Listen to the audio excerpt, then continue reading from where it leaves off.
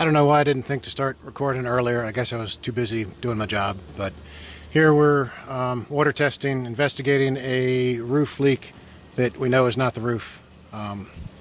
It's either the windows or the through wall flashing that goes back inside the wall and up. And at this point, we're sure it's the through wall because this setup is what's making it leak downstairs, or what's going to make it leak. We've turned it on and off, and it turns the leak on and off. So we're confident that we're on it. Oh, there's my guy calling right now that this generation, or this iteration, has started leaking, I'm sure. Hold on.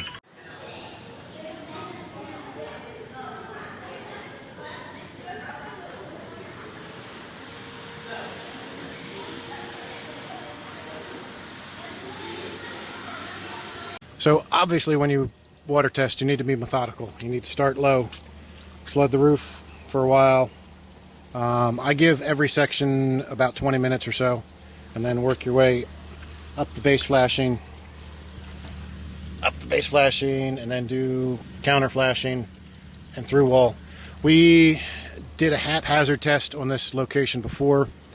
It's in the cafeteria, so at the time school was in, we had a very limited window. We worked low, and then we cheated the test a little bit and just sprayed the windows to make it leak. But now we've come back and we're being more methodical. We know it's not the roof. In addition to having tested the roof before, it doesn't leak every rain. It only leaks when the wind is coming out of the north, driving the rain against this wall. So we've got our tarp set up downstairs. I'm going to let it run some more and make it leak into that tarp just to make sure that that's controlling the leak for now. And there's another location a little further down there where it does the same thing. I'm sure it's the same condition,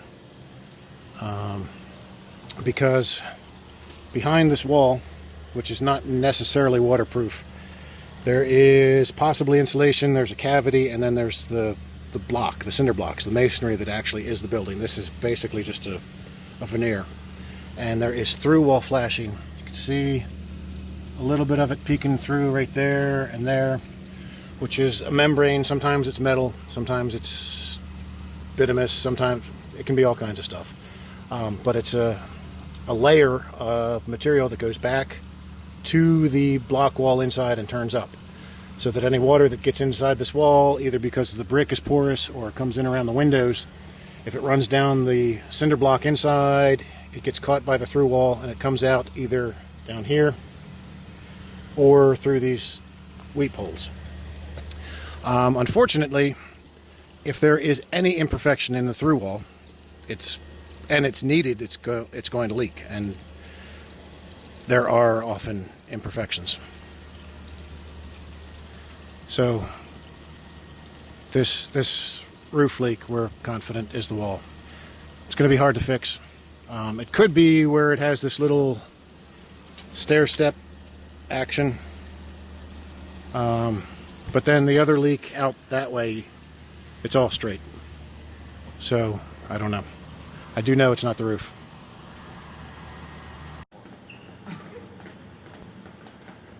Did you move it already? No.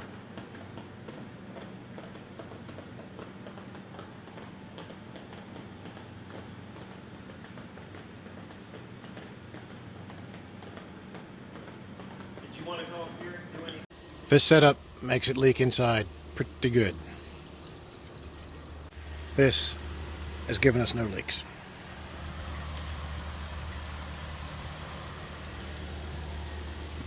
Because it's not the roof.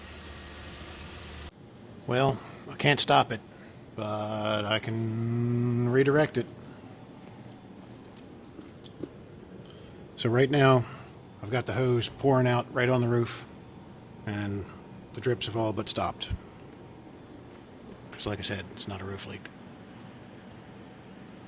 Which is a shame. A roof leak would be a lot easier to fix.